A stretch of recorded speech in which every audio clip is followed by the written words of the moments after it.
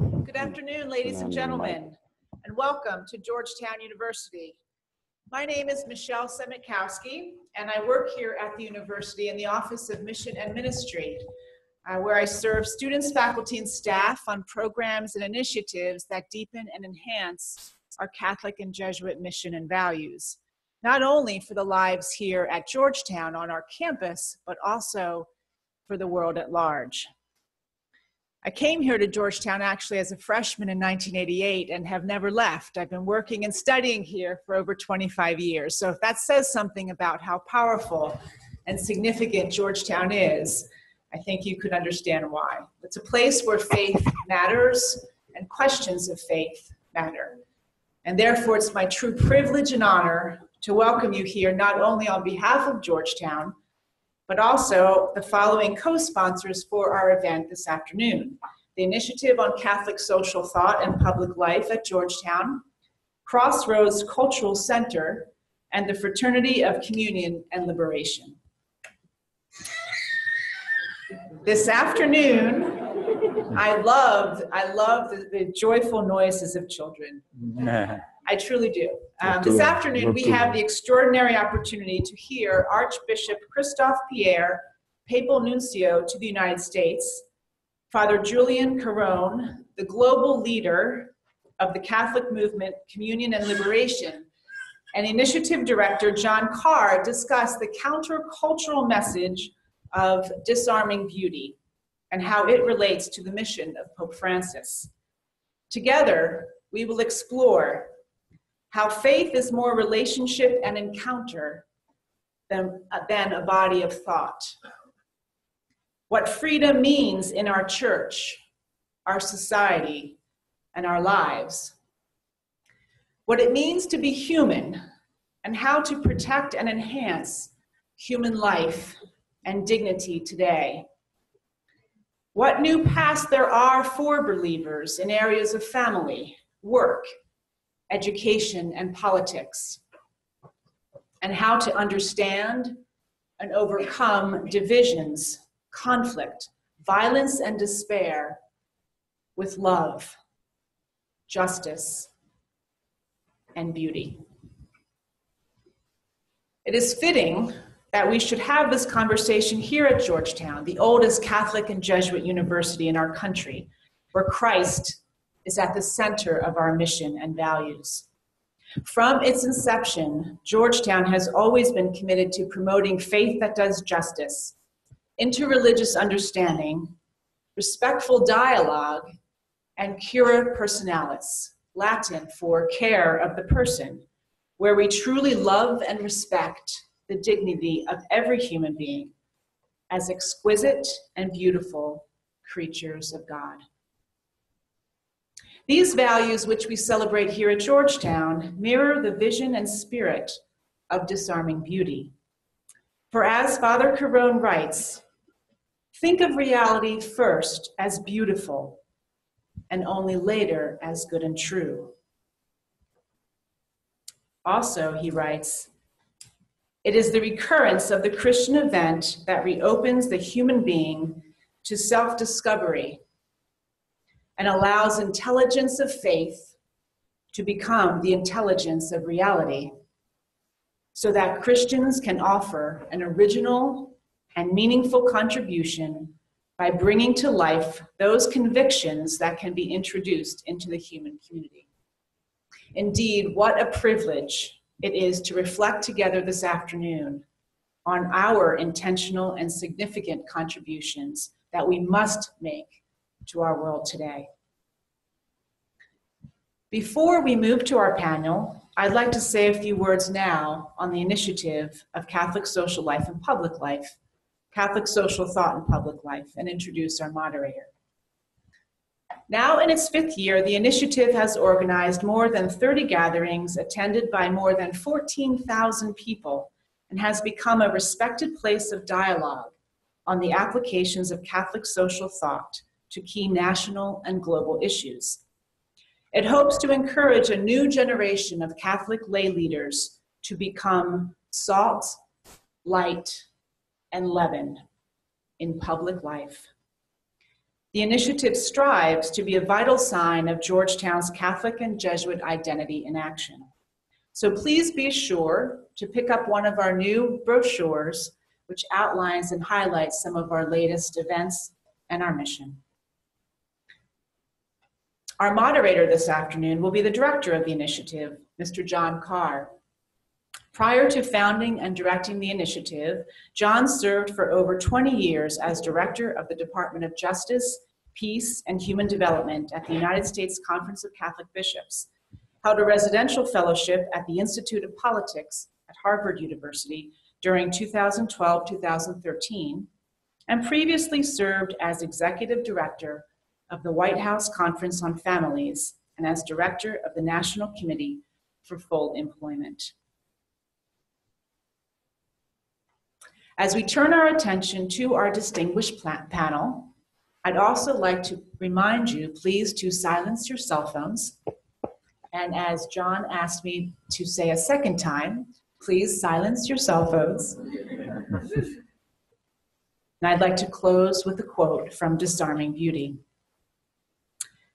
Father Carrón asks us, what is the mission of Christ? Christ did not come to solve the problems of the human person, but to educate the religious sense. That is, to reawaken the self, putting it in the right position for facing those problems. Ladies and gentlemen, please join me in welcoming our distinguished panelists, Archbishop Christophe, Pierre, Father Julián Carrón, and John Carr. Thank you.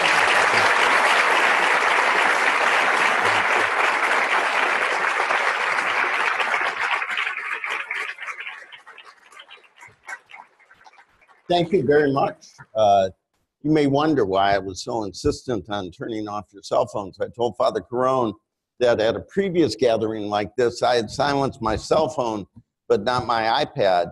And in the middle of the program, my son and daughter-in-law, my daughter-in-law is here, FaceTimed me from Atlanta.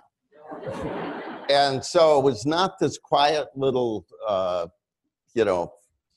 ring, and then I should have, hi, Papa.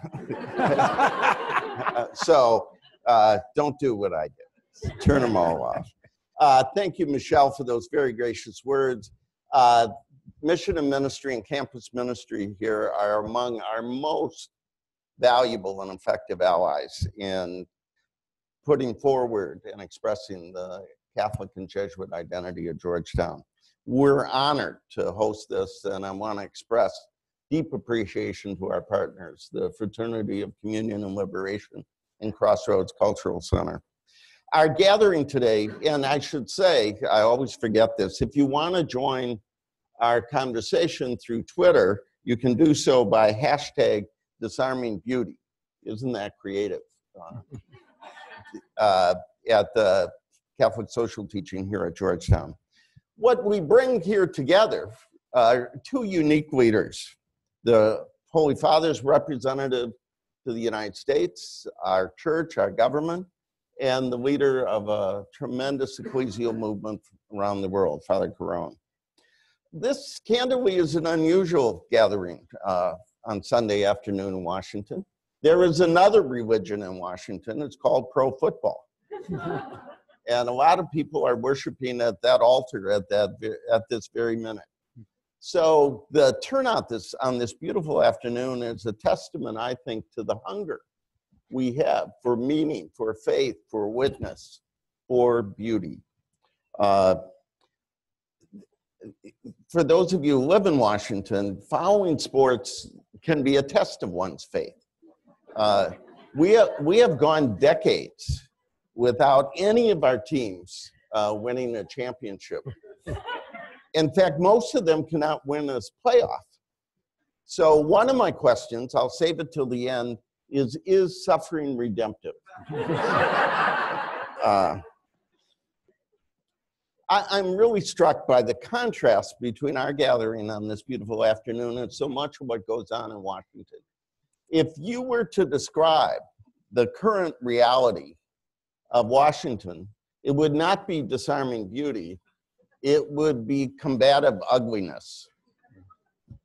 It is ugly what is going on in politics and in community life.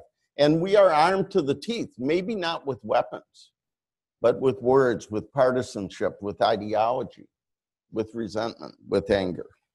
So it is not pretty. And so now we come together with two remarkable leaders to consider how we can live our faith in this time and context and use as a starting point this remarkable book. And I was asked by our colleague to say a word about the book. I think it was to make sure that I actually had read the book.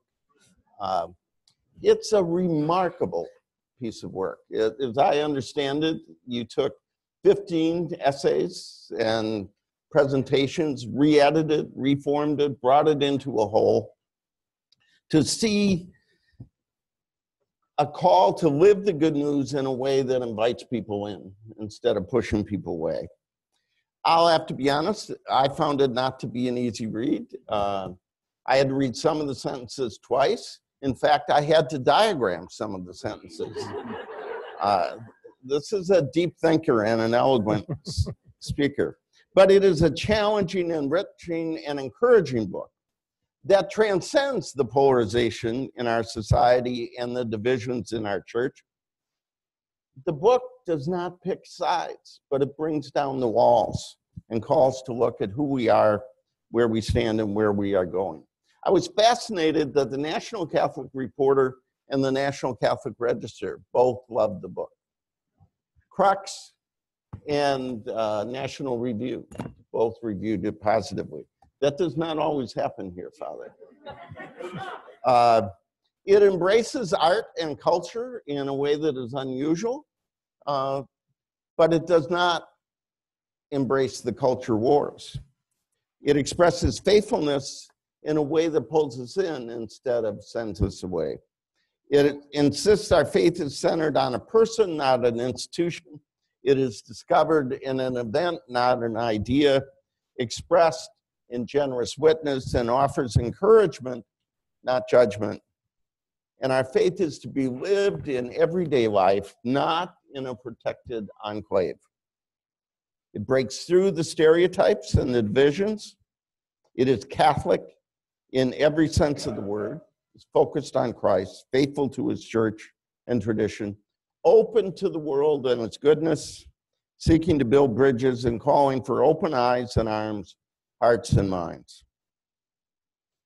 This book, these two leaders, this afternoon's conversation, offers us a way to address key questions about faith and freedom, hope and beauty, love and life that lift us up and call us forward. So I want to begin with Father Carrón. As many of you know, he was born in 1950 in Spain. He became president of the Fraternity of Communion and Liberation in 2005, and he serves as professor of theology at the Catholic University of the Sacred Heart in Milan. In between his birth and his leadership, he lived an extraordinary life as a pastor, thinker, academic, and ecclesial leader. He was ordained a priest in 1975, had a degree in theology, had a distinguished academic career with posts in Madrid, Jerusalem, and Italy. I'm told that for many years, Father Giussani asked the Archbishop of Madrid to free you up to come and assist him in leading the movement. And for some reason, the Archbishop resisted that. I worked for the bishops for 25 years. I can understand that just a little. And then I'm told that Pope John Paul II weighed in, and for some reason, you became available. Holy Spirit. So you moved to Milan, you helped Father Giussani, and then after his death, you became president in 2005. I think almost everyone knows Communion and Liberation. It is a gift to the church. I believe it was Benedict XVI who called it a gift to the Holy Spirit, a movement that witnesses to the beauty of being Christian. It is present throughout the world. As in his role, he has not only served the movement, but he has served the church, serving on Vatican dicasteries, councils, participating in synod, He even spent a year here in Washington doing research and got an honorary degree at Catholic University, our sister university in the city. And then he wrote this book, first published in 2015, and now here in the United States in 2017 by another small, modest university. I believe it's called Notre Dame. So he is a teacher, a writer, a pastor, and a leader, but most of all, he is a believer, a witness to the event and the relationship at the heart of faithful witness to Jesus Christ. Father Carrón, I want to begin by asking a very general question. How did you come to be a priest? How did you come to join this movement? And how did you come to write this book? And if you were to describe it in brief terms, what is its essential message? Thank you very much. I surprised myself when from I was a young boy, they decided to become a priest. I don't know why. It was a matter of fact that I had the desire to become a priest. And I had another possibility of studying in that moment in Spain. But anyway, I insisted to go to the seminary, and I went to the seminary when I was 10 years old. I did all my studies in the seminary of Madrid and became priest, as you have said, in 1975.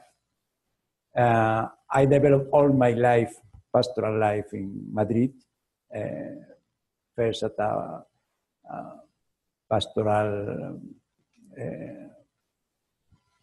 caring two different parishes in one little town in Madrid.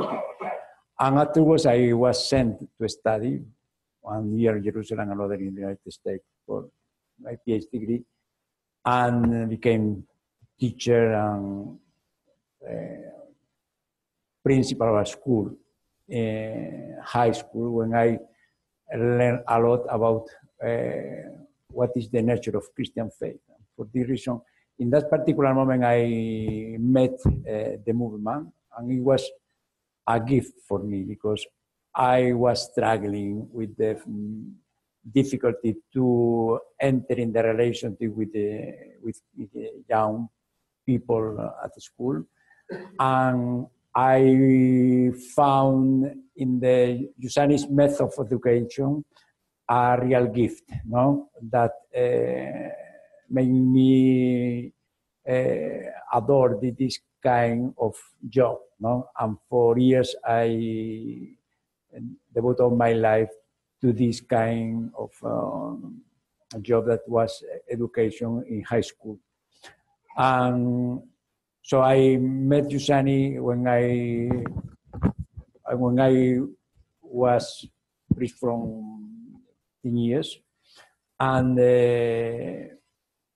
I understood that it was real crucial for my development of faith, not only for pastoral reason, but for answering to my personal question and to understand better what is Christian life lived in the real context we were facing in that moment in the church and in the world, no? Particularly in Spain. And I always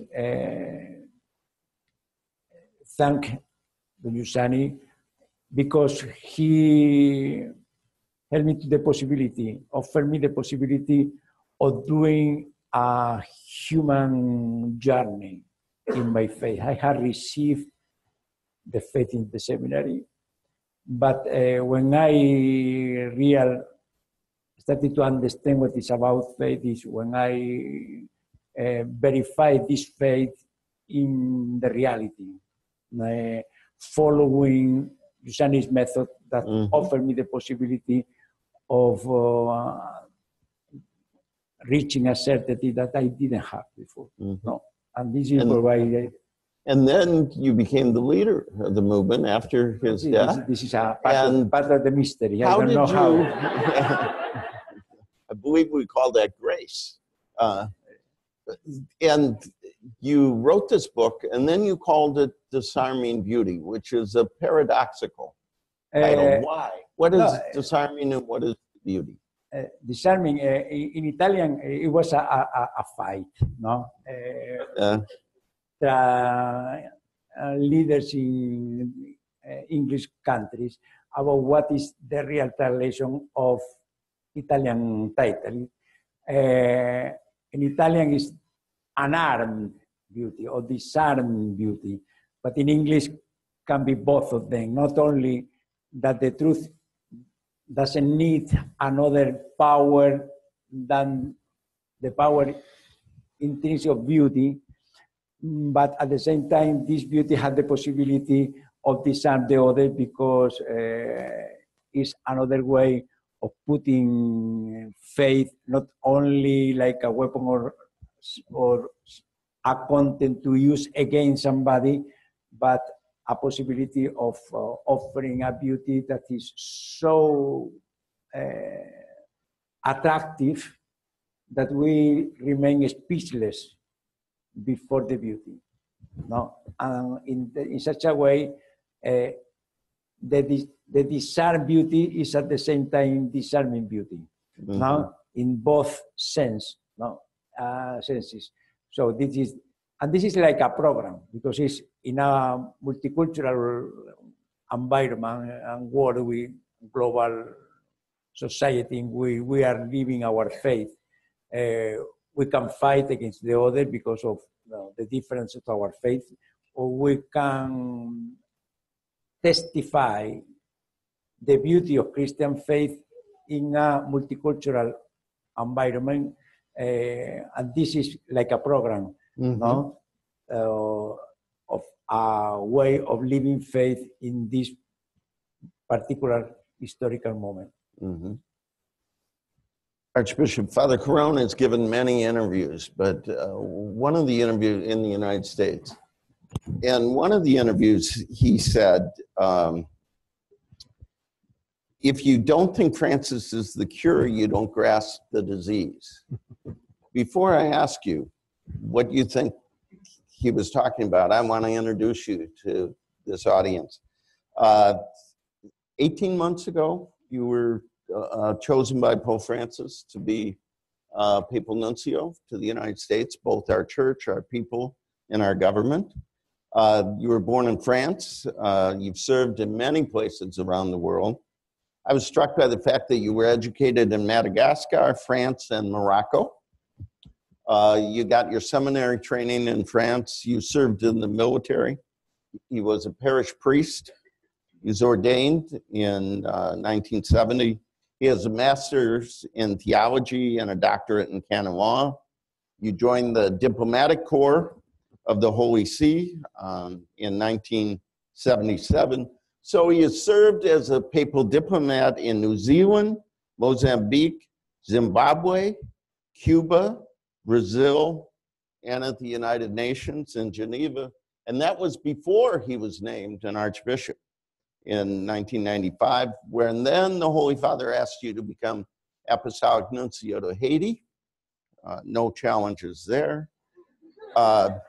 Papal representative to Uganda, and then the Papal Nuncio to Mexico.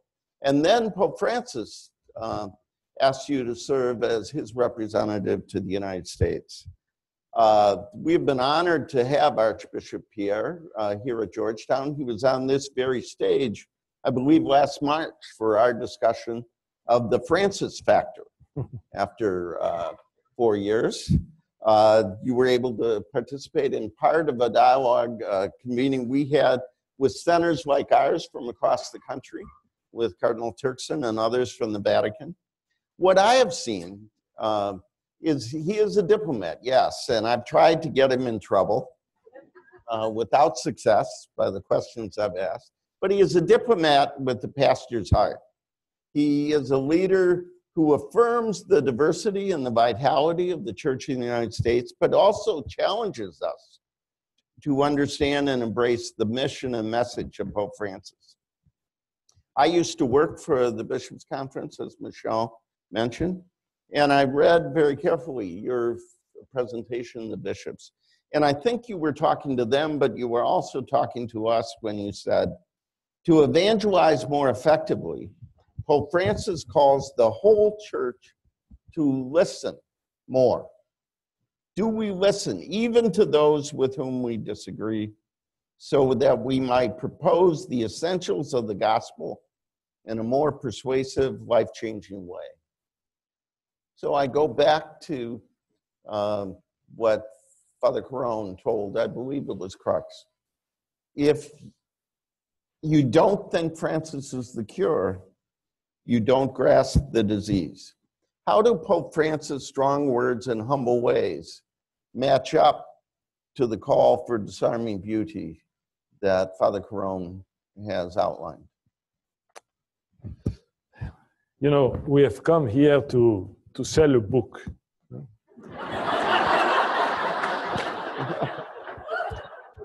I thought you were a diplomat. So I will sell it. But not just to sell a book and to keep it, you know, on a shelf, as usually you do, but to read it. I tell you, I've suffered a lot. I think, you know, I've gained my redemption. I've suffered a lot in reading this book. You know, some months ago, I was asked to have this kind of exercise. I don't really like it, you know, because it's, I know that it is very demanding to enter into the, you know, I've read a lot of books of Msgr Giussani during my life. And I have always suffered reading Giussani because it's not easy. And in some way, I would say Carrón is a good disciple of Giussani. But, you know, the suffering is worthwhile. This is why I encourage you to read it and to read it carefully. I will tell you, you know, just as a witness, because tonight we shall speak a lot about witness, because this is all this book is all about, you know, especially in today's time. We are witnesses of the disarming beauty. That's basically what, you know, in 2 or 3 words, this is the book. But now you have to read it. Yeah? So, you know, I start to read it, and it was, I had 2 copies, one copy in Spanish and one in Italian. So I happened to take in Italian, I read it in Italian. And you know, I usually read my books in planes because I don't have time much when I am not in planes. But you know, I'm spending a lot of time in planes all around the country. So I read the book first but when I finished, I said, well, yes. Then you had the translation in English. And the time of this encounter was getting near, a few weeks ago. So I said, now I should read it back again in English. And I just finished it, by the way, to read it a few days ago when I was coming back from Alaska. You know, I had 8 hours plane, so I more or less I managed to. But you know, so okay, do the same, please. Read the book. Huh? And I will tell you why. You know, there are many elements in the books which are very, very important because they touch our lives. And this is the reason why I actually like the book. It has touched my life. In the same way, of course, you will tell me that I am the representative of the Holy Father, so I will sell the Pope also, you know, here to you, with you. But no, it's not the reason. It's that, you know, really, while I was reading the book, I thought, but this is exactly a book which is helping us to understand Pope Francis. It actually gives us theological and pastoral reasons and psychological and philosophical reasons to understand Pope Francis. And I thought this is very urgent because we have to recognize that many people do not understand Pope Francis today. And if you don't understand Pope Francis, you cannot love him. If you have not encountered Pope Francis, you cannot love Pope Francis, and you cannot follow him. And we have all a duty, you know, if we are Catholics. I suppose we are all Catholics here. No, maybe not all, but you know, if we are Catholics, you know, to understand our leader and to follow him. And actually, this book is a good method and I will tell you why. First and foremost, you know, I arrived in Mexico about 10 years ago. That was a time of a very important meeting of the South American bishops in Aparecida. You know, Aparecida is a sanctuary of Our Lady, the main sanctuary of Our Lady of Brazil. So this is the 5th conference of Latin American bishops. And during this, I was just appointed Nuncio to Mexico. I arrived actually on the last day of the meeting. So I saw the bishops coming back from Aparecida, and they received me in Mexico. And they talked, they were speaking about this Aparecida. You know that the South American continent has had a very interesting, challenging history during the last century. With five big meetings, you know the whole history of Medellin, Puebla, the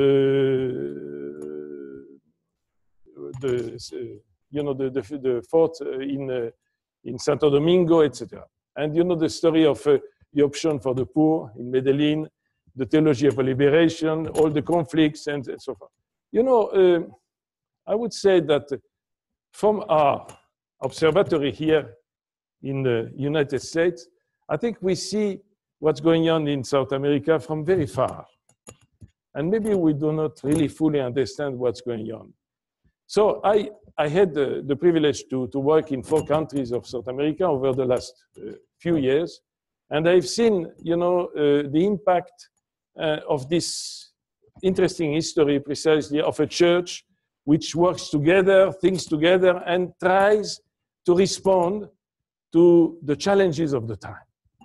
And the challenges of the time are precisely, you know, in which society we live and what we should offer as a church to evangelize this world, not the worlds of yesterday, not the worlds of tomorrow, this world, and to offer, you know, the joy of the gospel, as Pope Francis says, to this world, and to offer solutions, not to resolve the problems, I think we heard it already, but to help people to be disciples of Jesus inside this reality and to live as disciples. As they say, it means that we have to listen to the gospel and to apply it to the reality.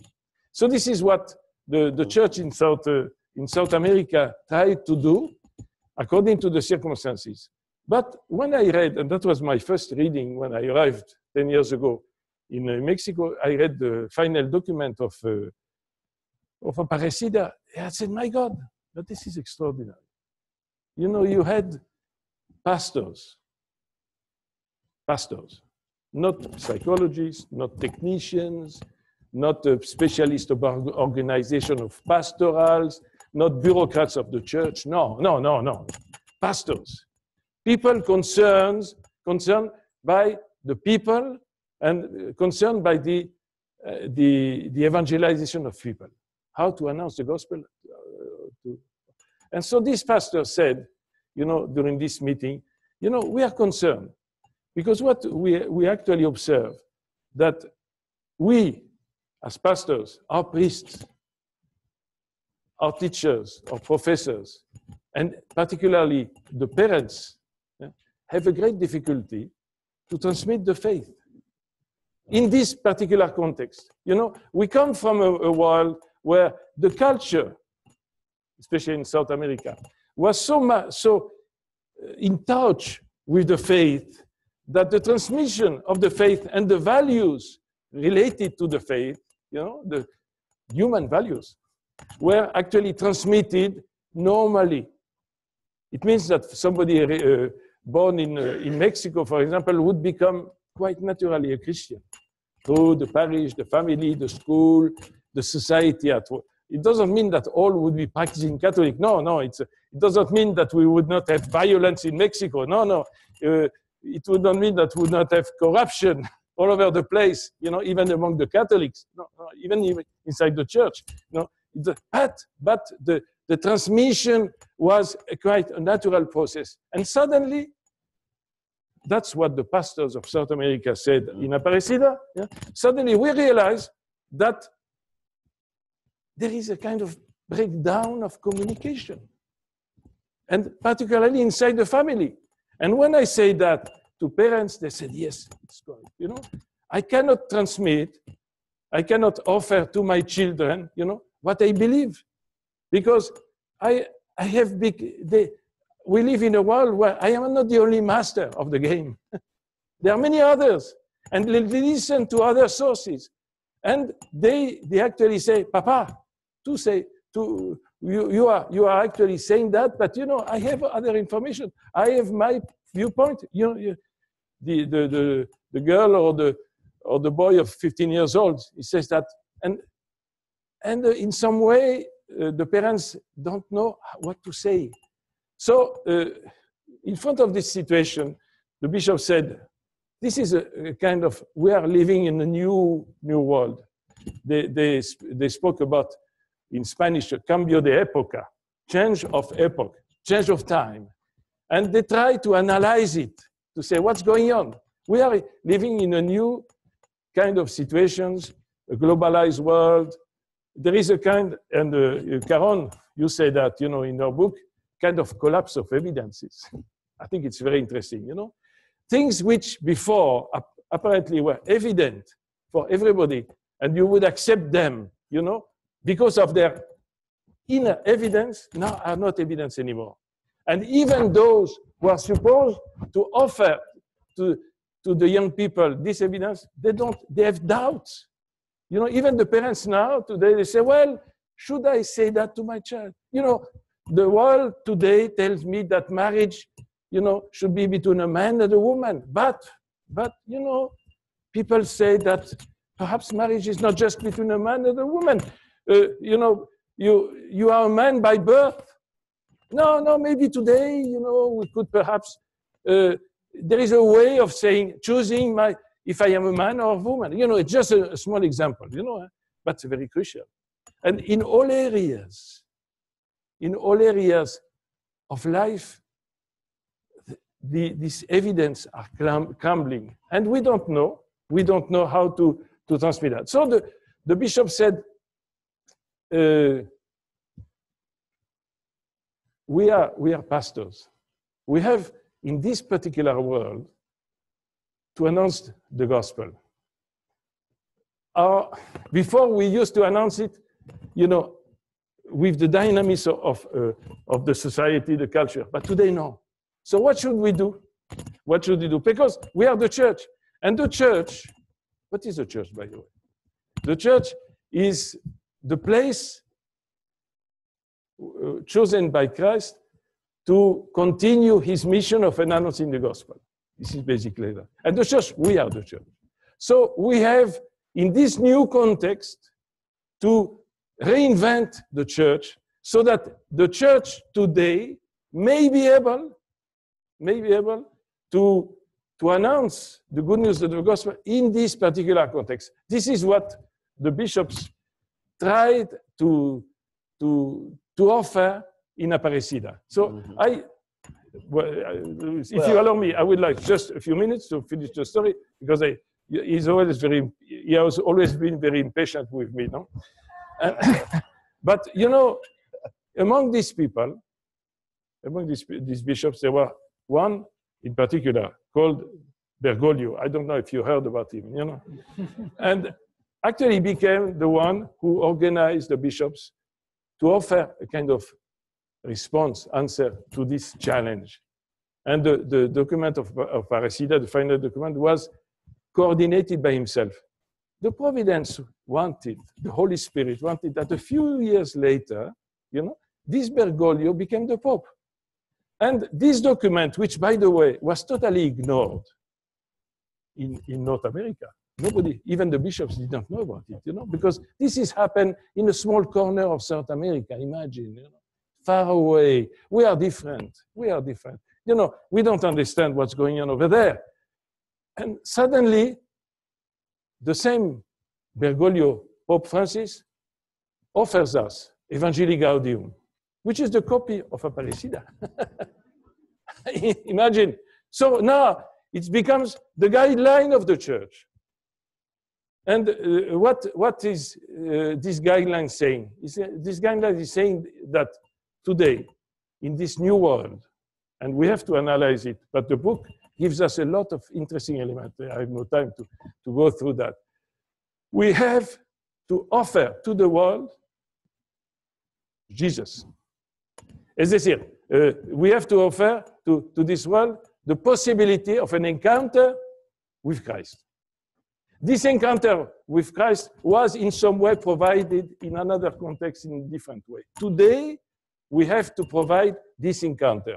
And the whole book, and this is why I thank you for that, the whole book is precisely a kind of deep, very subtle, very interesting analysis about the necessity for us to be, because we are the church. The church is not outside ourselves. The necessity for us to provide to this new world the possibility of an encounter with Christ. And if we don't do that, it will not happen.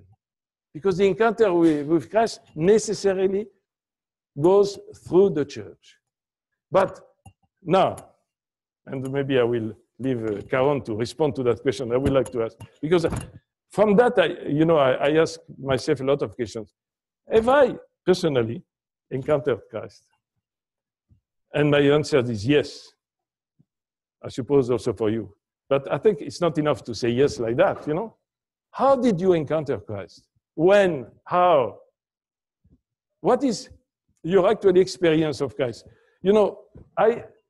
Thinking about that, I realized that all along my life, Christ, through the church, my family, my various experience of churches, have exerted a deep attraction on me. Because the figure of Christ, through the church, because we should always say that, Christ is not an idea. It's not a concept outside the reality. It has been offered to me through an experience. And this experience of Christ through the church, which has touched me so deeply, has transformed my life in a way that, my life could not be understood, could not be coherent, could not have any meaning. And when I speak about meaning, I am at the heart of the book of Carrón, because basically it speaks about the meaning of life. And I think my life has a meaning because of my encounter with Christ, but also because of my encounter with all the people in the church, in the world, which have helped me to make an encounter with Christ. This is the question of meaning. In a context where a lot of people, and particularly young people, and this is the first part of your book, in a context where many young people today have not found the meaning of their own life. And because perhaps also of the context of the society, but also because nobody has been offering to them the possibility to find a meaning to their life. The meaning means that life is not ended here. There is something more. There is a transcendental dimension. There is an aspiration, but also there is somebody who is coming to give a definitive meaning to our life. Of course, for us, the encounter with Christ. But, so I'm sorry to monopolize the conversation and to explain you all the books, and now you have understood.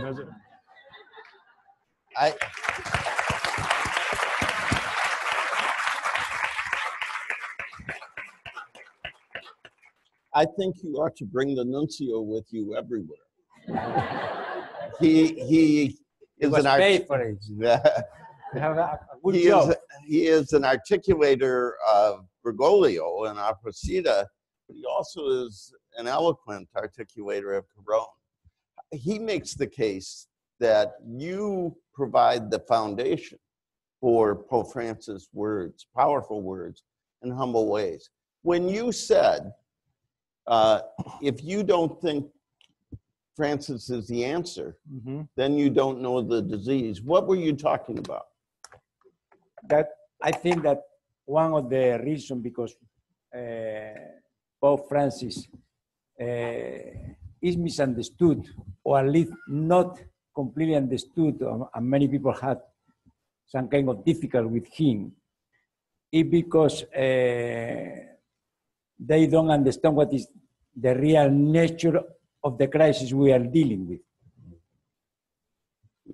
Because if we treat the cancer like a flu, no, you can think that the cancer can be treated with an aspirin, but the aspirin is too light to defeat the cancer. If you understand what is the nature of the cancer, you need to apply another kind of medicine. So it's related. No? The gospel today, no, is a real image in the parable of the gospel. They were invited, most of the people, to the banquet. But many of the invited people don't realize what is the nature of their own needs. And they thought that they could have the answer in their business or in the marriage or their land that they have bought. But it was not enough. Only the poor people, that means people who has the real awareness of the need, they accepted to be invited. So we can see in the gospel, it's always the same. It's not only the talk we are doing now. It's in the gospel. Many of people that met Jesus didn't understand what is the nature of their own needs, and for this reason, they didn't realize what is the importance of the presence of Christ. They think that they had to do a lot of things, a lot of practice. For instance, the dominant thinkers of that time, that the Pharisees, they had a lot of things to do. So it is most important to follow these kind of rules to heal the human situation than to accept the medicine that Jesus was offering in that moment. Only the real sick people recognize what is the nature of the medicine that Christ was providing them. And how does Francis, the Archbishop, talked about our inability to communicate the gospel, the joy of the gospel. How does Francis understand the disease and communicate the joy of the gospel? Like Jesus. Because Jesus, instead of doing a lot of reflection, offered people signs through which they could understand what is the answer, the pardon of their sins, and the way of looking at them to make them recover their own dignity as a human being, the blessing them with a companionship that may then feel at home with him. Why people like publicans that were sinners decided to go with him, to lunch with him? Why? Because within they realized that they were themselves. They can embrace themselves. So, in such a gesture that everybody could understand at this moment, Jesus offered them.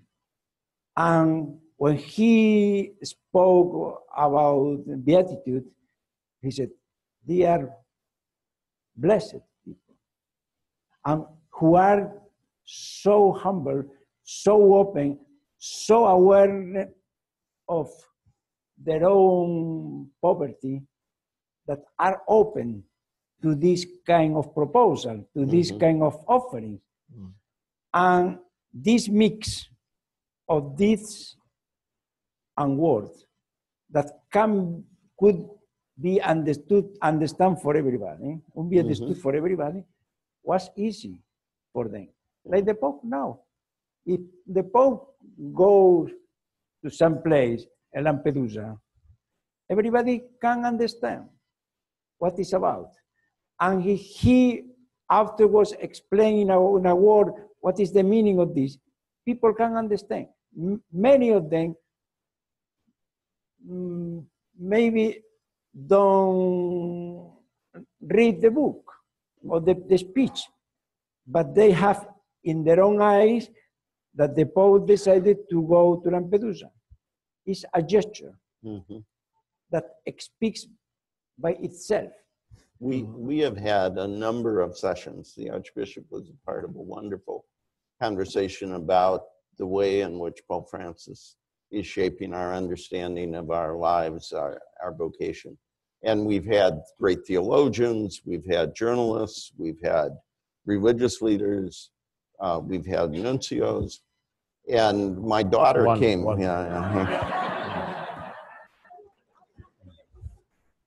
I thought you were a diplomat. My daughter came to several of these, one of the young people that doesn't listen to her parents, like you described, sort of.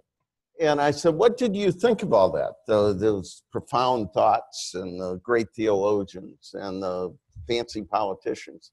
She said, I like the woman who said, he walks and talks and acts like Jesus. That's why he's authentic. I was struck by your comment about how we in North America paid little attention to Aparecida. And I think that's true.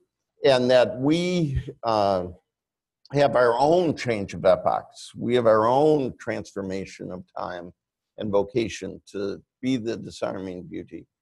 Can you talk, after now a year and a half here, what are the assets, the strengths the Church in the United States brings to this task? And what are the tests for us? What are the challenges for us you've seen as you've moved around the country? Well, I'm always resistant to make this kind of global visions, but, a little bit in the follow-up of what you say, actually in your book you have wonderful, like Msgr Giussani, wonderful words about these various encounters of Jesus with people. I think this is the basic of the gospel. And this is the actual answer. Pope Francis is somebody who wants us to meet the people and to accompany them. I think this is the key of all the problems, the discussions about, the question of marriage and so forth, Amoris Laetitia. So above all these controversies, which are normal, controversies are normal. We have to discuss, we have to deepen, we have to understand. But the Holy Father, seeing the world as it is today, this is why I think he's so close to what you say, and what you say is helping us to understand him, in front of this world, we need really to go back to the basis and to help people who are disinterested. Most of the young people today, they said, what, and the world today does not help them, to look after the real meaning of their life, because this is what it is all about, and a life without meaning is dull. And people, we don't know where to go and where we are going from. I think this is our duty, to offer them. So the Holy Father knows that. He knows that very deeply because he has experienced that. So he wants the church to be the church, not just an organization, not just a cultural, edifice, defending values. The values are very good, He wants the church to be the company of the witness of Jesus, who could meet people and help the people to have a personal encounter with Jesus, because this is the only way for the people to save the values. Exactly. To save the values, exactly.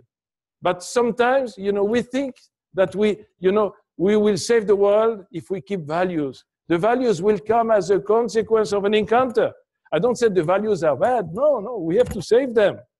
But the priority for us as a church is to encounter the people, And this is what will free the people, will help them to rediscover all the values, their freedom, their reason, everything which is good in our life. So in a world where there is difficulty for the young people, this is the priority. And the Pope wants us to be at the service of that, So Pope Francis, for this reason, Pope Francis is unsettling us. I remember when I was in Mexico 2 years ago, at the cathedral, the Holy Father made a very strong speech to the bishops, as he always does. The first people to be hit, by Pope Francis are the bishops, then the priest, yeah, then eventually the lay people. But I remember it was a strong speech, very good, strong, as he always does. But there were some people. He said, the Pope does not understand that we are good. Mm-hmm. Why is he saying that to us? We are the best. We have done that. I thought about, these Pharisees in front of a public and say, Lord, look, I give that. So I am a very missionary. We have kept the faith. We have kept the values. So probably, a journalist said, probably, the Holy Father was not well informed by, about the situation in Mexico. And another journalist wrote, who misinformed the Holy Father? The Nuncio. Imagine, the Pope is not well informed. The Pope is well informed, precisely, and he wants, this is why there is so much provocation today. The provocation is not just for fun. The provocation is just to help us to rediscover what we have to do as a church. And the church has only function, to help people to make a personal encounter with Christ. And if we don't do that, we fail. Mm-hmm. We are a different thing. Then the consequences will be to rebuild the world with values. But there is also a very important, very interesting reflection which I liked, and you use some words of Pope Benedict XVI, and this is fundamental, it is a kind of very reading, Benedict XVI had a wonderful role, during his pontificate to help us precisely to understand the depth and the nature of the crisis we live in today, and, it goes back, to the Reformation when, the whole world was Christians, Catholic, and suddenly, there is a kind of breakdown, the separation, the Protestant Catholics, and people started to fight. The first wars of religion, and the wars of religions which continue today were about ideology in the name of religion, you are Protestant because you are German, you are Catholic because you are French, so and then there was with all the Enlightenment, and the Kant and company, people said, well, how could you now find a new world where everybody is in agreement? So we should cut the values from their source, because all values come from religion, from the gospel. The sense, the meaning of person, the respect of human life, and so forth and so forth. The freedom and so Kant said, well, we cannot. That was the time where still, everybody thought that, these values are self-evident. So there was no need to rely them, to attach them to their source. But step by step, during the last 2, 3, 4 centuries, these values have been separated from their source. And actually, these values have disappeared. Because, if the values have no roots, they become ideology. And the ideology is manipulated. And there are wars of ideology. So, for example, the right to life, but also the right to kill. 2 rights? Okay. I have lots more questions, but this is the time for your questions. So we have 2 microphones here, and if you would approach the microphone, identify yourself. Please put your question in the form of a question, and we'll try and respond. Anyone? If not, I'll go back to my questions. Please go to the microphone.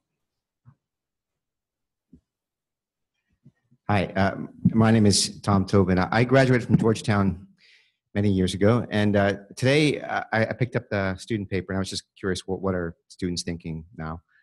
And I was a little disappointed, actually. It seemed like here, just like in most places, there's a poverty of discourse in the sense of very strong ideology, very difficulty in understanding what the different suppositions might be on the other side.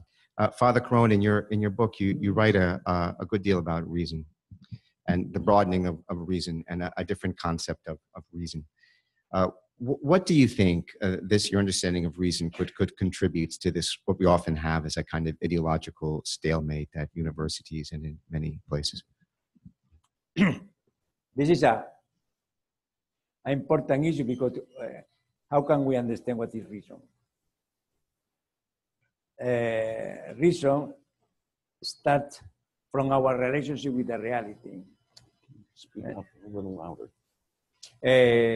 Reason, the concept of reason starts from our relationship with the reality. I always remember one moment in my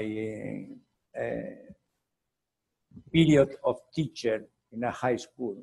And I went with my student to the planetarium of Madrid. And everybody was surprised, struck by the beauty of the stars and saw the firmament and the reality. And afterwards, I had by chance a lesson with them. And I started to speak about our visit to the planetarium. And I asked them what was surprising in the planetarium. And they started to ask me a lot of questions, not how many stars, because they have been provided with this data. Who is the author of this planetarium? What is the meaning? We can use this reality in whatever way we decide, or there is some kind of relationship that we need to respect.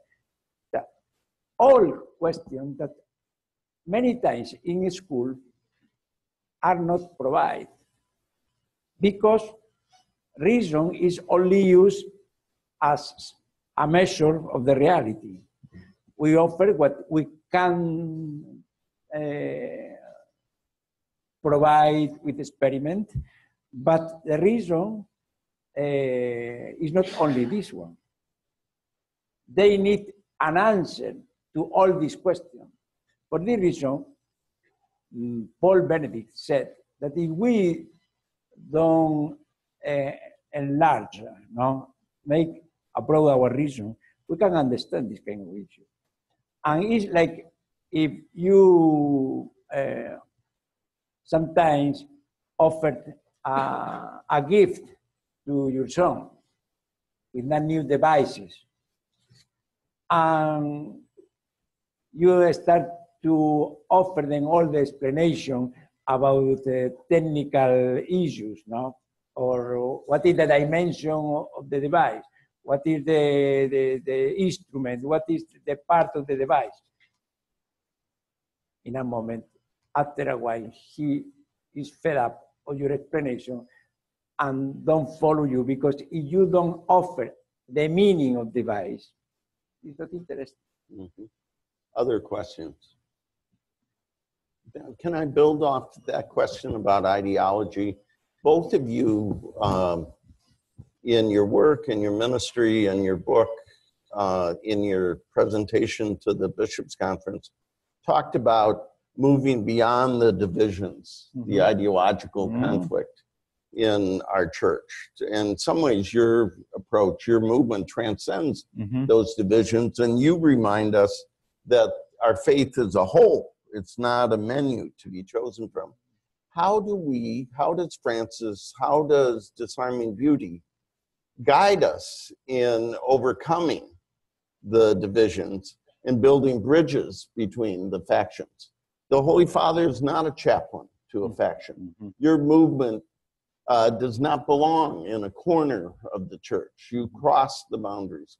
How do we, people in this room and beyond, help us move towards greater unity in proclaiming the joy of the gospel? Let's start with you, Father.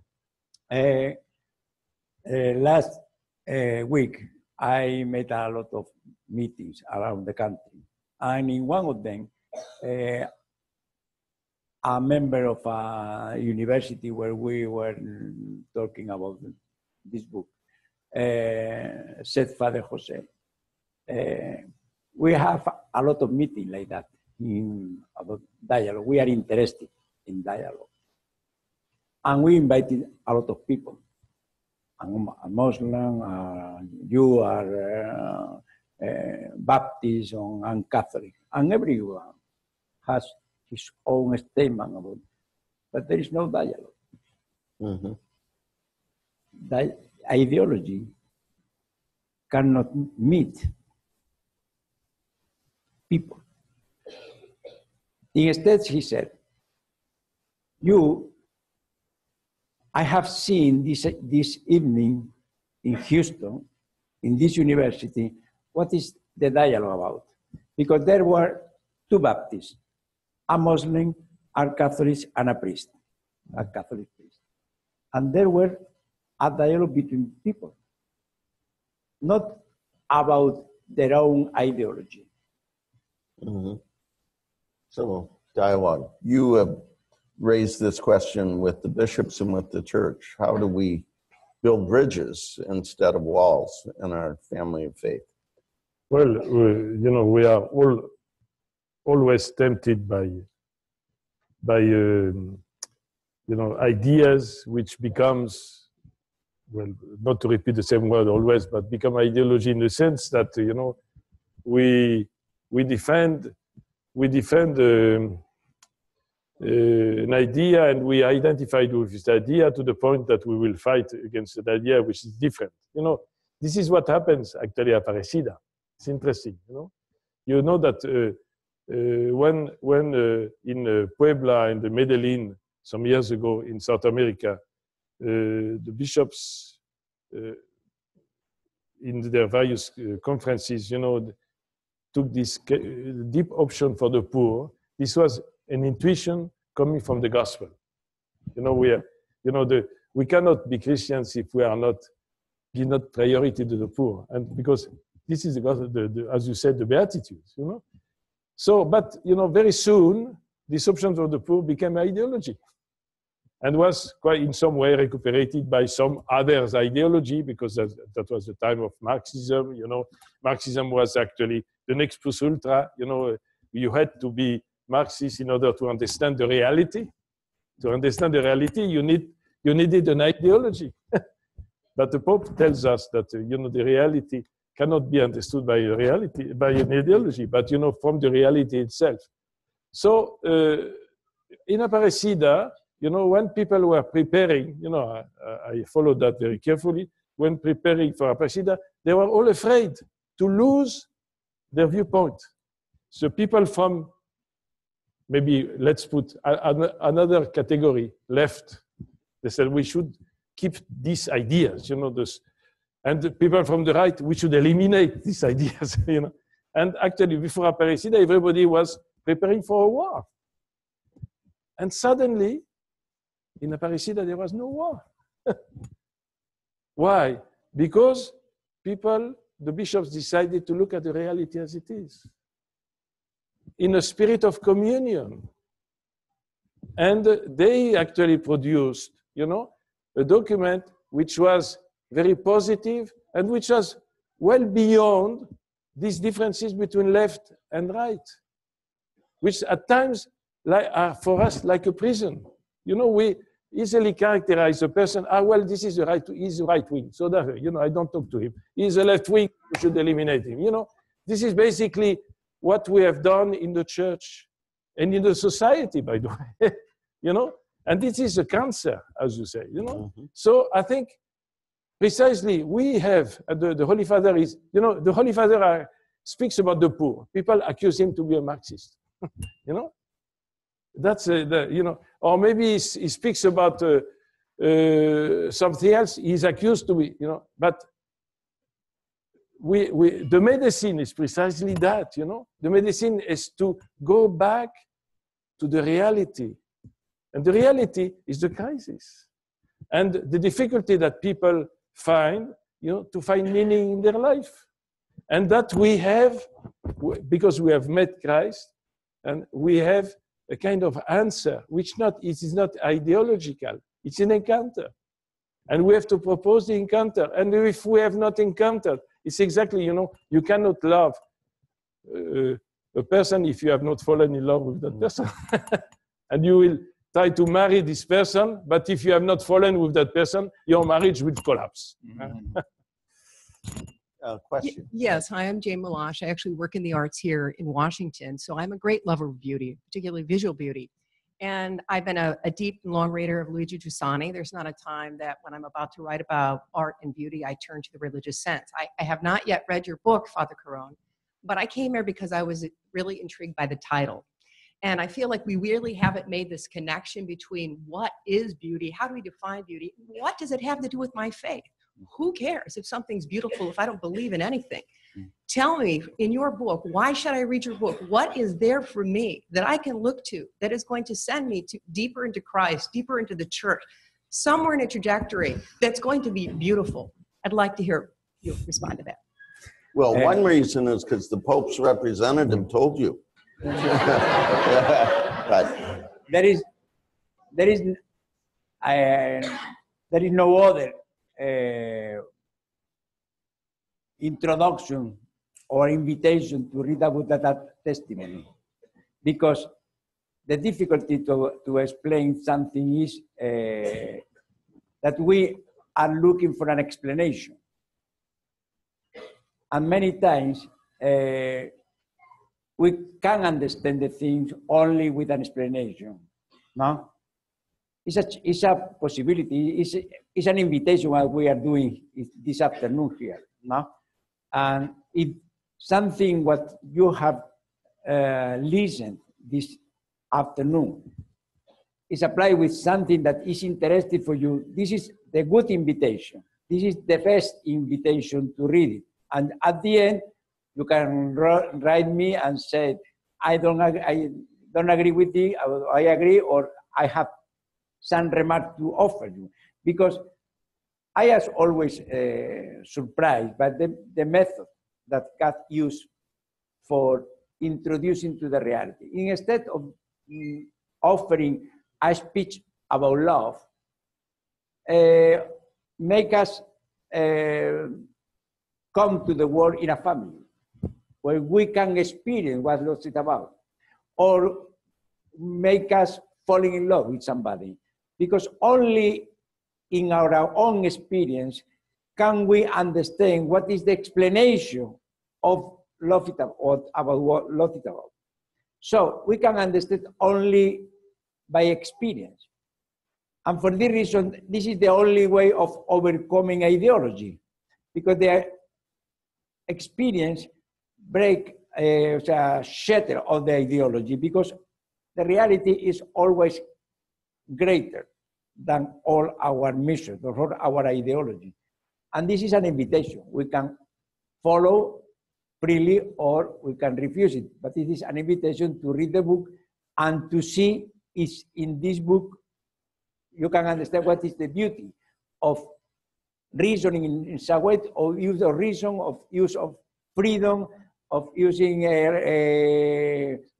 what is about family, using reason in such a way. What is the meaning of Christ dealing with all the issues that we are entrapped many times in our life. And you can see this is something that can be useful for you for understanding better what is about the crisis. We're going to have to move on, I'm sorry. Go ahead. Make it short. I'm going to make it brief. I'm Carmen. I'm from Costa Rica. I arrived in the United States in 1990, met CL, and found Don Giussani very difficult, which I was very happy to hear that very intelligent and wise people like you agree. I'm just going to tell you the following.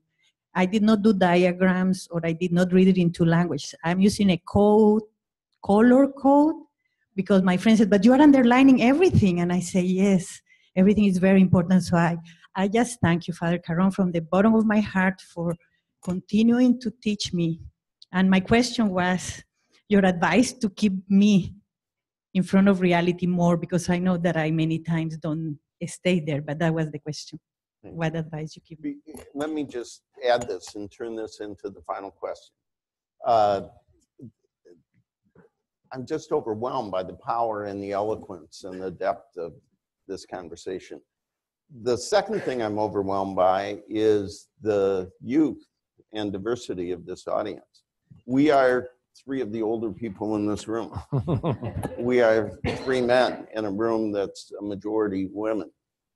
What advice, was the question, do you have for young people, for young men and women trying to live their faith in their daily life, trying in a period where in some ways the culture seems to overwhelm us, and in other ways the divisions in our family of faith seem to paralyze us? Briefly, but directly, what advice do you have for young men and women, particularly lay people, about how they can be disarming beauty in this time? And we'll start with the Nuncio. This is the hardest question. I don't pretend to have the answer, to be honest with you. You know, I think I'm stuck by the question of the lady. Yeah, you know, yeah. You know, I think beauty, you're attracted. The key word is attraction. You know, if there is a beautiful work of art, you are attracted by it. But maybe you are not totally, but perhaps because you have not yet been educated. There is a dimension of education, which is very important in the book of Father Carrón. You know? So because precisely, and maybe this is the answer, you know, to your questions. Because, you know, we live in a world which has been separated with meaning and with transcendence and with God, from God, you know? And, you know, as you said, you know, we only give the recipe to make a car. but you don't know the meaning of the object, you know? So maybe there is a lack of education, and our education, this is also a question about the gentleman who asked us about university, you know? If the education, if the educators, the masters, the professors, the parents, the priests, whoever have a task of education, are actually reducing their education to explain how it works and not why it works and where we are going. And actually, you know, even the most beautiful work of art will not be perceived by the person, by the subject, you know.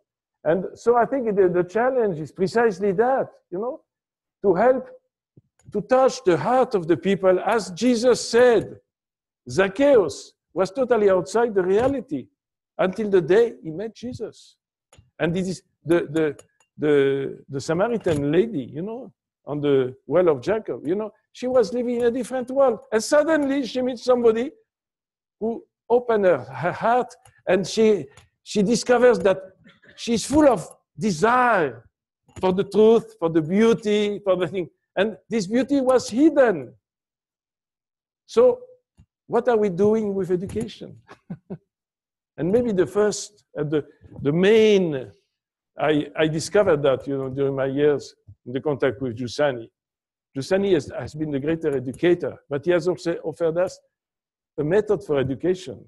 And the method of education, you know, in university, I spent many years in university. Everybody has his own idea of education. And you know, professors, they are so jealous about their own theory about education that they don't listen to others. I think that, I do that, you know. Oh, not here. No. But you know, at the end of it, you know what it is? You know, we have to, the real educator is the person who, first of all, realize an encounter with the other. And so this is what Jesus did. And from that, he was able, actually, they want us to go, no? Thank you. That, very subtle, didn't you think? Father. No. As summary, the advice is to love themselves, to love their own life, because only if they are the decide to love themselves, they would need something that can answer to their desires and to their needs. Only in such a way they can identify where Christ is and how Christ is the only who can save her own desires of fullness and plenitude. I have a wonderful summary, which I will not share with you. But I do want to share some previews of some coming attractions. Somebody said, where do we have reason and dialogue, and how do we bridge the ideologies? In some ways, you're talking about the mission of the initiative, and I just wanted to call attention to some upcoming. We are working with the Office of Mission and Ministry, and we're having 2 Dahlgren dialogues on November 2nd on the moral questions around nuclear arms and North Korea with former Defense Secretary Chuck Hagel, Stephen Kolecki from the U.S. Catholic Bishops' Conference, Marianne Kuzmano-Love, perhaps others. On November 13th, we're having, I think, a very powerful discussion about the moral and religious task to confront racism in our own hearts and in our nation, with John Lewis of the Congress, a civil rights icon, Archbishop Wilton Gregory, the senior African-American bishop, Reverend Jim Wallace, an evangelical leader, and Dr. Marcia Chatelain, who was a leader in the effort to address slavery and its implications here at Georgetown. And then on November 16th, I'm sure you all know this, this is the 50th anniversary of the death of John Courtney Murray, who was the great Jesuit writer and teacher on church and state, religion and politics. And we're going to have a session that evening on faith common good and democracy in a time of President Trump and Pope Francis. We think it'll be a very interesting conversation. The last thing I will say before introducing our colleague Barbara will be that our initiative convenes young people to reflect on how their faith and the principles of Catholic social teaching impact their lives and their work. 4 or 5 times a year, downtown, on Capitol Hill, it is a chance to remind us why we have this faith and what difference it can make in public life. And we would encourage each of you to be a part of that and to invite others. As was said earlier, grab our brochure, send us an email. And now I would like to invite Barbara, our colleague, to come up and bring our session to a close.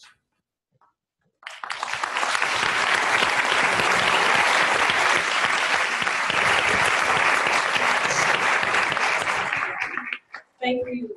I'm the Associate Director of Crossroads Cultural Center, which together with the Fraternity of Communion and Liberation and the Initiative on Catholic Social Thought are co-sponsors of tonight's event. I just want to give you some indications of how you can continue the conversation. Crossroads Cultural Center is the volunteer work of some members of Communion and Liberation who are interested in bringing the life and intelligence of faith into dialogue with our contemporary culture. And we take for our motto St. Paul's dictum to test everything and retain what is good.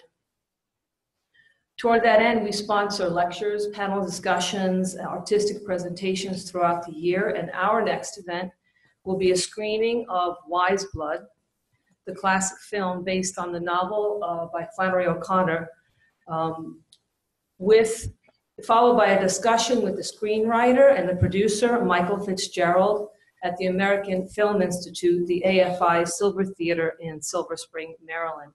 So please stop by the desk outside for more information and to sign up for our mailing list and to learn more about our movement, Communion and Liberation. Father Carrón's book, Disarming Beauty, is also available outside for a suggested donation of $25, and they accept credit cards. I'd like to thank a number of people before we leave tonight. Michelle from Campus Ministry, thank you very much. Father Carrón, of course, and Archbishop Pierre, thank you for your remarks. And of course, John Carr and the Institute here on Catholic Social Thought for making us feel very much at home. There are a number of other people, Hunter and Nicolo, who are CST fellows, and Samuel, who is a student worker here. There's also Letizia Mariani, Winnie Arzu, and Father Medina, who are Communion and Liberation, and we thank them all for helping out with tonight's event. You're all invited to join us for a post-event reception at the Riggs Library. There's a the Riggs Library is, well, it's better just to stop at the desk and get the handout. It's past the chapel that we had Mass in. If any of you are here at Mass, but you can get one of these. So please join us. And again, thank you very much all for coming. Join me and thank you.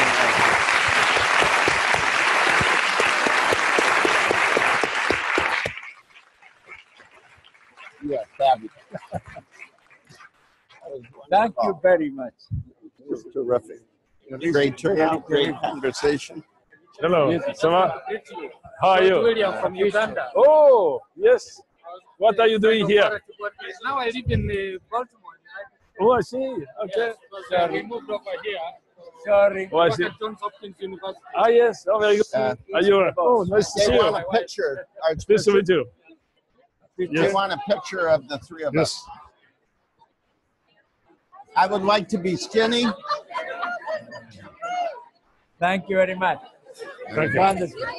You are ready always. Always ready for the shop. Okay. Thank you. To Mary. That's it? Yeah, I know.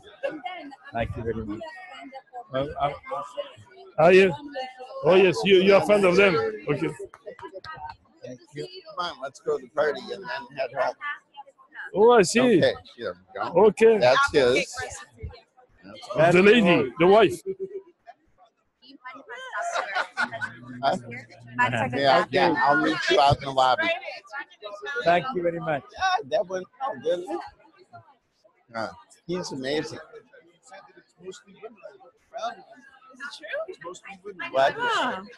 Yeah, let's do it up at the library. Let's get it. How are you? Yeah. Fine. Wonderful. Archbishop. Wonderful. I could hold Nice you to hostage. meet you. Es un placer el mío.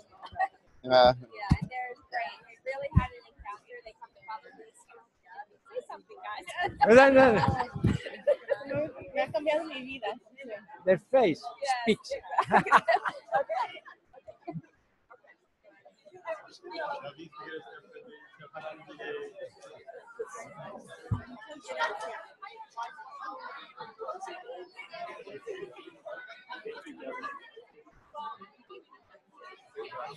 Next, thank you very much. Muchas gracias. Let's go. You can do. Brandon, Brandon, that, of course, a number of times, and I have a beard. but, I'm now a professor here at Catholic University. I take your microphone. You were splendid. Yeah. wonderful.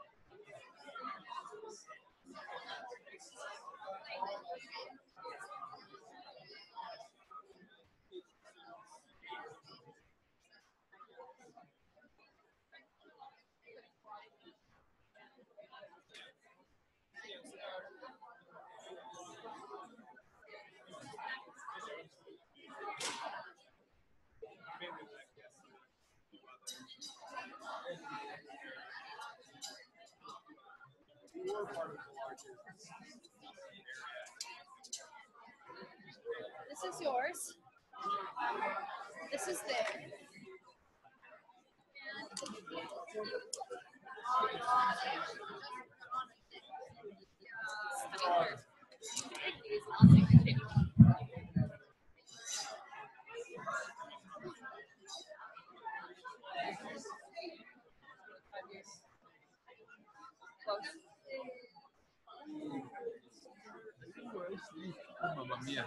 Yeah.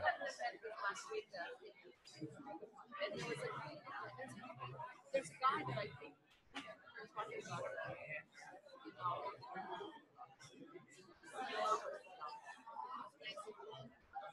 Talking kind of over here.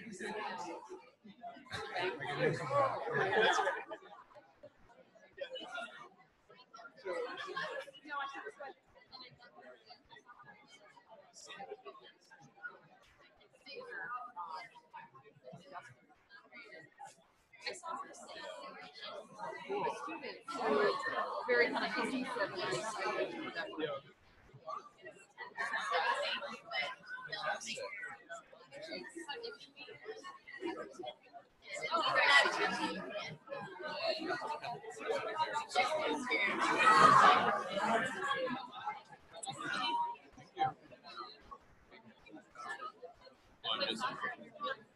Oh yeah? That's cool. That's cool. That's great.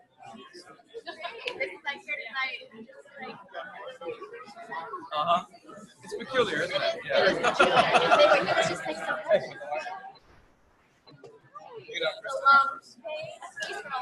I despise you across the way. But I kind of used to do that.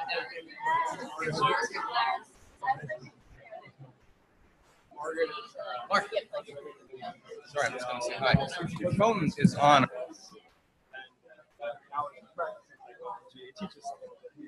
Or not here.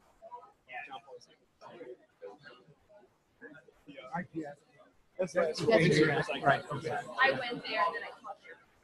Okay. The Davises, we have family connections from all sides. Were you guys I was at your mom's wedding. Okay, that's right. Yeah. Were you guys? You were in CCR. Yeah. Okay. Was that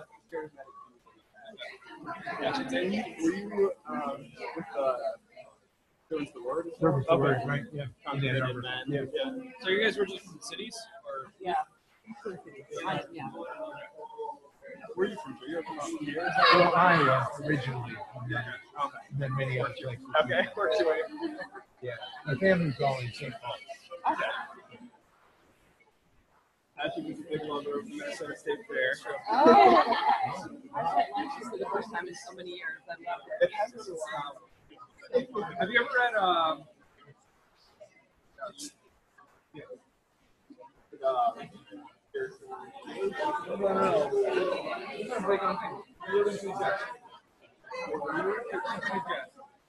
Oh, yeah, I do.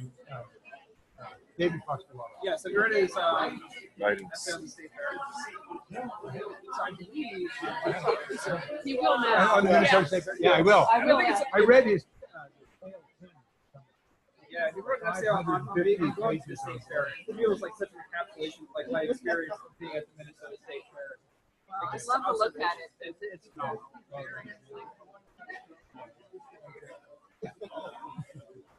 Yes, sir. I brought three of my daughter. Yeah, so we don't have access inside. I don't know if you can see the the entire system. That don't have any control over, unfortunately. That's normally. Then you go to. So you can access it? Yeah, so I can just do it. Oh, yeah. It's never happened. Oh, really? I've been for about 3 years. Come on, we can play. Okay, Let's learn. Oh,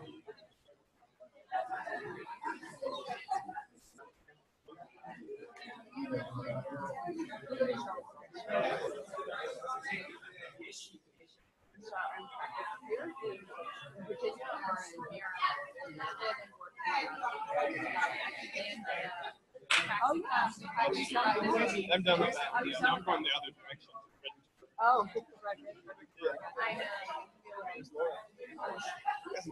Hey, look. Oh, my gosh. There was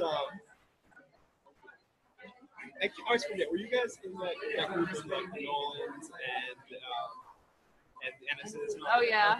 Hi. How are you? Good. I didn't even hardly talk to you at the wedding, but it's nice to see you.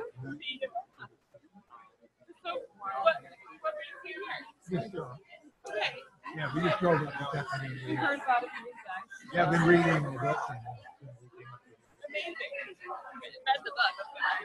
I wonder how people actually yeah, it is. That one quote you read me was like this analysis of the current culture. It was like so insightful.